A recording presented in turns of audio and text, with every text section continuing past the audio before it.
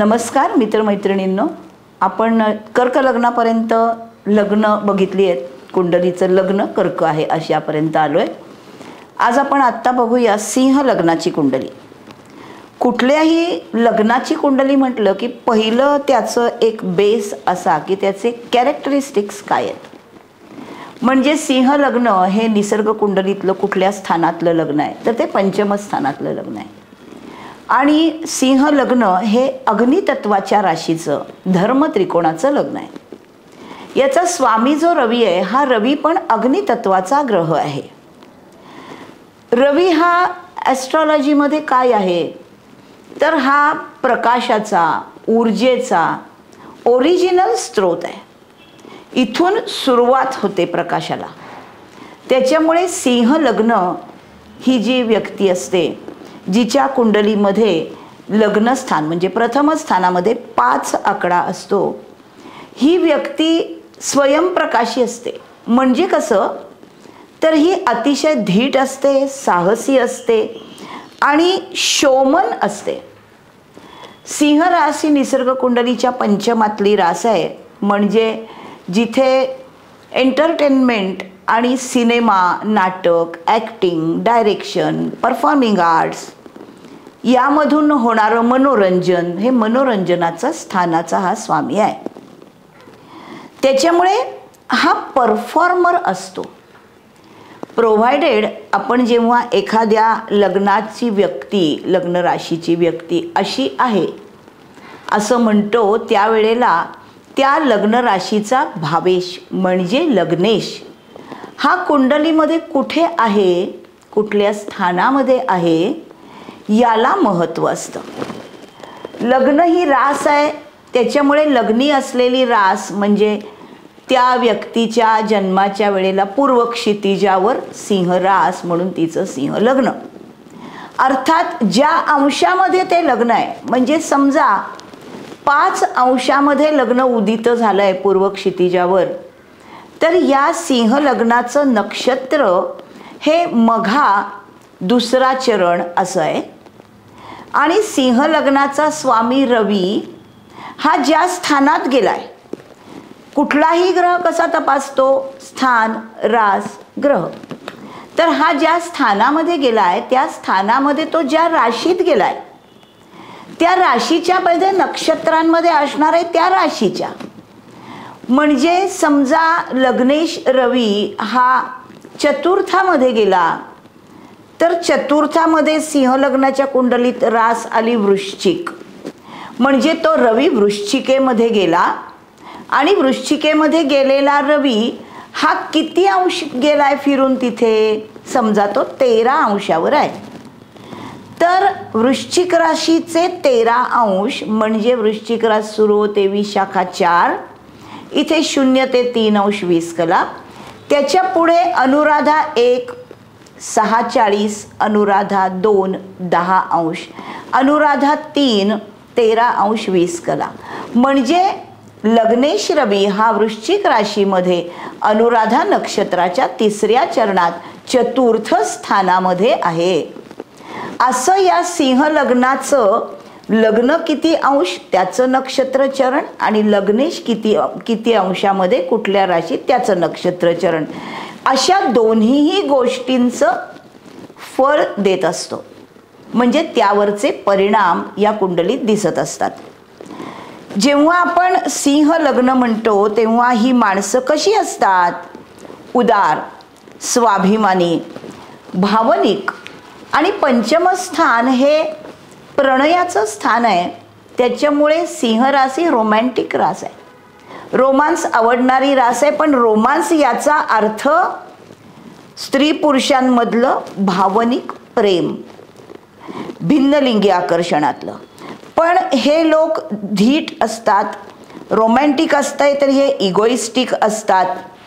आणि नाटक, सिनेमा ह्या स्थानाचा हा स्वामी असल्यामुळे यांच्याकडे त्याबद्दलचं ज्ञान परिपूर्ण असतं. आणि रवी हा सगळ्या ग्रहांचा राजा आहे, तो इगोचा कारक आहे, तो कंट्रोल घेणारा ग्रह आहे. त्याच्यामुळे याच्याकडे अतिशय आत्मविश्वास असतो जो इगोपर्यंत जातो. हे स्वतःच्या इमेजला अतिशय जपतात.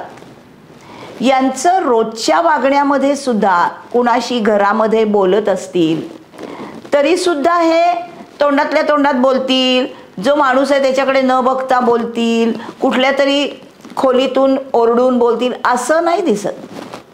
या लोकांना समोर प्रेक्षक लागतात, कारण हा नाटक सिनेमाचा कारक ग्रह आहे.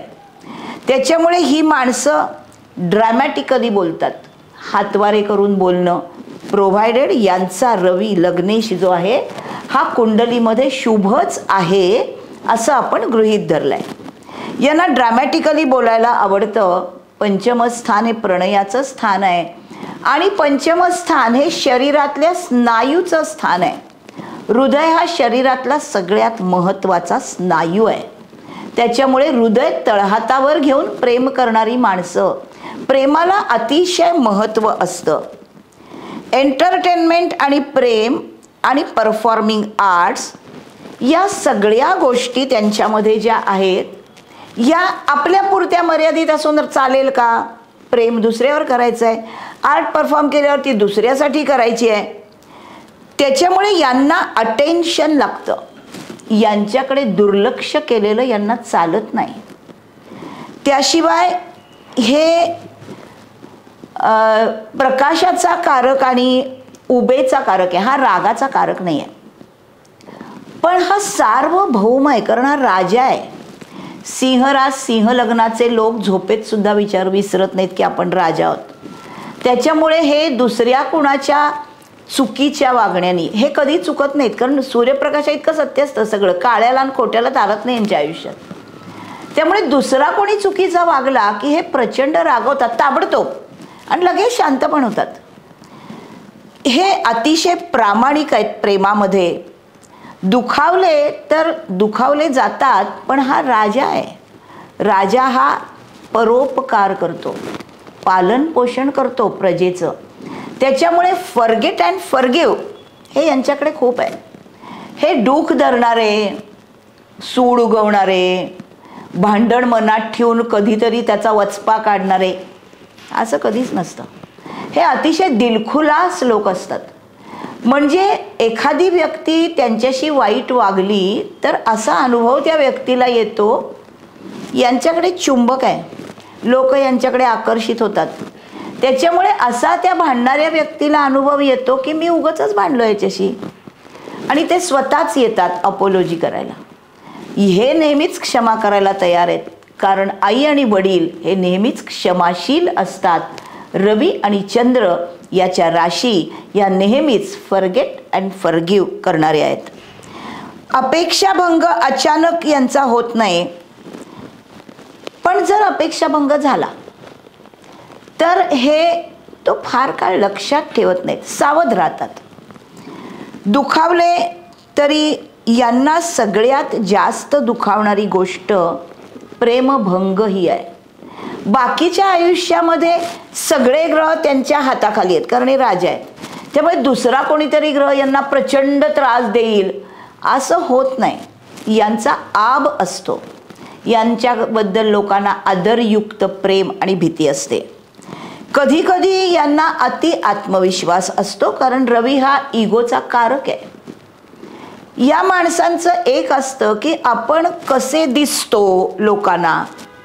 लग्नस्थान हे लोकांच्या समोर येणारे रास आहे लग्न म्हणजे.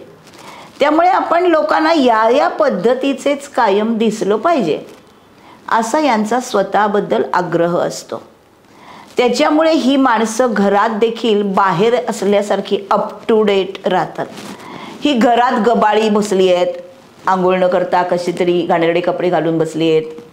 बायका जुन्याट साड्या नेसून बसल्या आहेत, किंवा कॉलेजमध्ये जाणाऱ्या मुली या कुठला तरी एक गबाळा शर्ट घालून नुसत्याच बसल्या आहेत, असं कधी दिसणार नाही. या नेहमी टाप टीप असतात, कारण यांना लोकांच्या समोर यायचं आहे. लोकांच्या समोर येताना आपण असेच दिसलो पाहिजे, तर आपली ती प्रतिमा होईल. आपण राजा आहोत हे ते कधीही विसरत नाहीत. आता याच्यामध्ये ही स्थिर रास आहे, त्याच्यामुळे हे नॅचरल रोमॅन्टिक आहेत, पण ते स्वतःला बदलू शकत नाही. त्याच्यामुळे यांचा जर एखाद्या व्यक्तीवर प्रेम असेल तर त्या व्यक्तीवरचं ते प्रेम सत्यात उतरवण्यासाठी हे मनापासून प्रयत्न करतात. हे स्वतःला बदलू शकत नाहीत, पण स्वतःचं प्रेम ही प्रणयस्थानातली रास असल्यामुळे सिंह राशीची माणसं जरी राजा असतील तरी भिन्नलिंगी आकर्षणामध्ये प्रेम भावना त्यांच्यामध्ये जागृत असते, कारण हे प्रणयाचं स्थान आहे. त्यामुळे आपल्या एखाद्या व्यक्तीवर प्रेम आहे तर ते लपवण्याची यांच्यात वृत्ती नाही, लपवण्याची रासच नाही. तो सूर्यप्रकाश आहे, तो सगळ्यांना दिसणार आहे आणि त्यामुळे ते सत्यात उतरवण्याची ते पराकाष्ठा करतात आणि त्यांच्याकडे असणाऱ्या गुणांमुळे ते आपोआप साध्य होतं. लग्नी चंद्र जर असेल सिंह राशीच्या म्हणजे सिंह लग्नाच्या कुंडलीमध्ये, जर लग्न रास आणि स्वरास म्हणजे त्या माणसाची रास पण जर सिंहच असेल आणि अर्थात लग्नाचं नक्षत्र महत्त्वाचं आहे.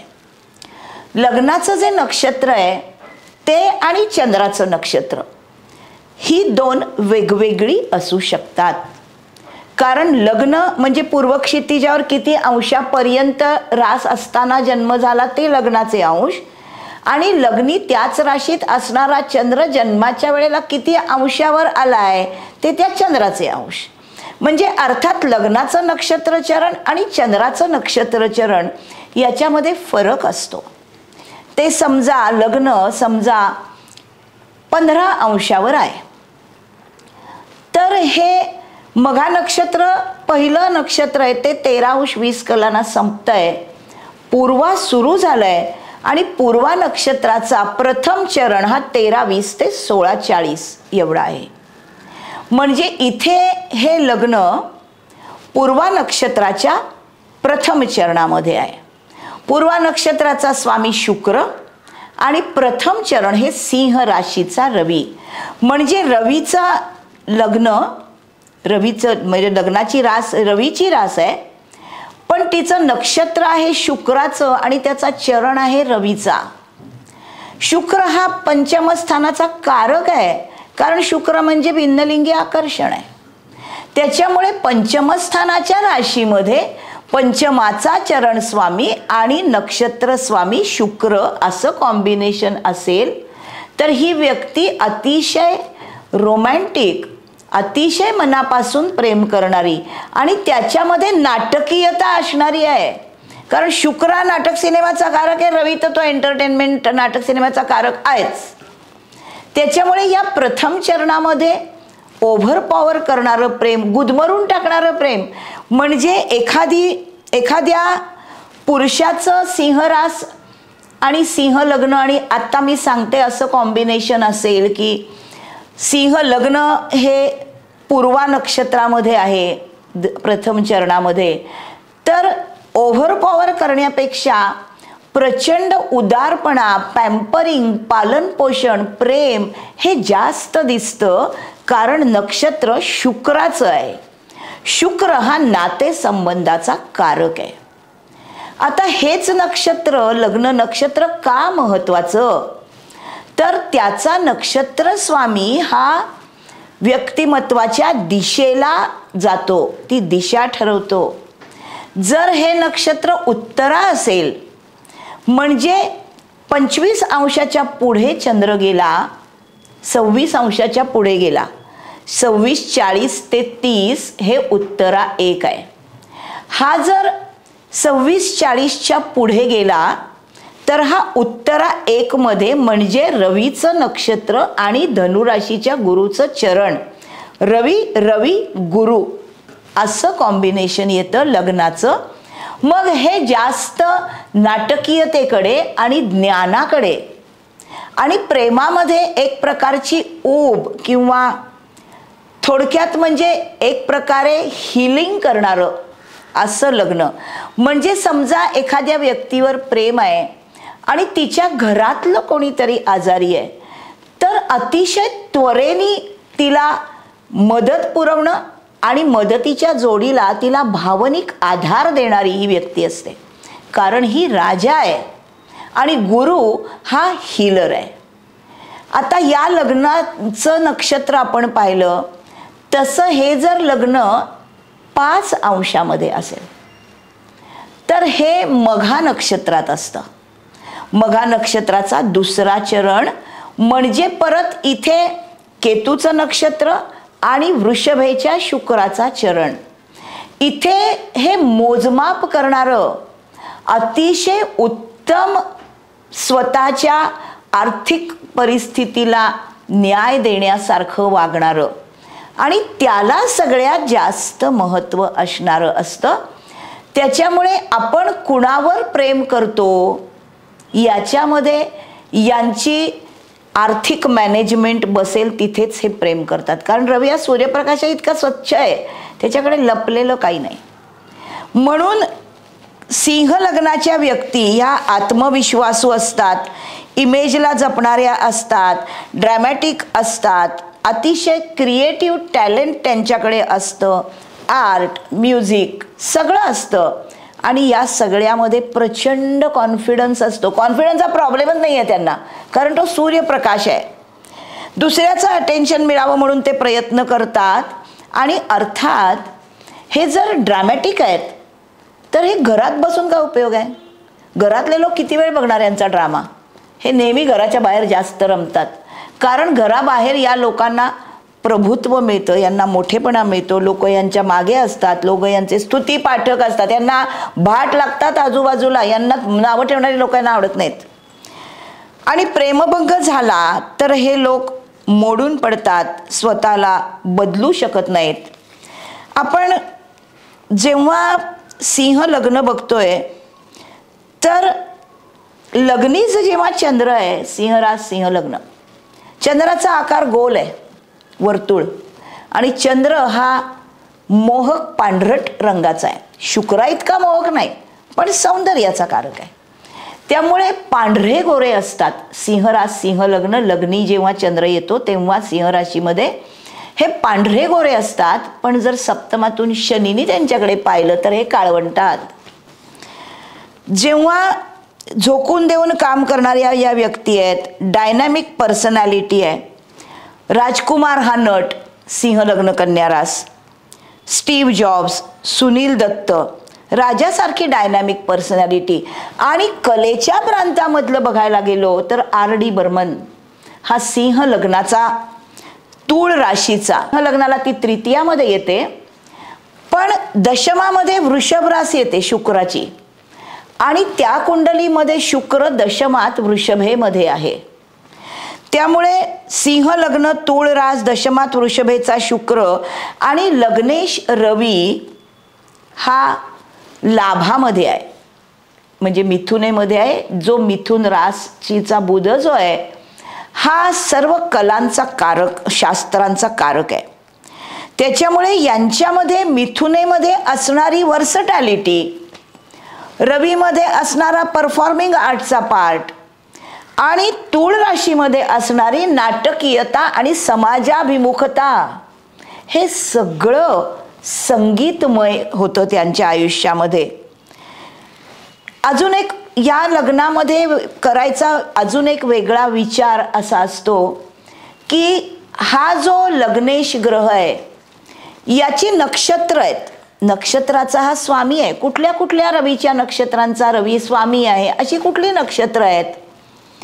तर ही मेष सिंह धनु राशीमधली कृत्तिका, उत्तरा फाल्गुनी आणि उत्तराषाढा पहिला चरण, आणि दुसरा, तिसरा, चौथा चरण हा वृषभ, कृत्तिका 2, 3, 4, कन्या, उत्तरा फाल्गुनी 2, 3, 4 आणि मकर, उत्तराषाढा 2, 3, 4.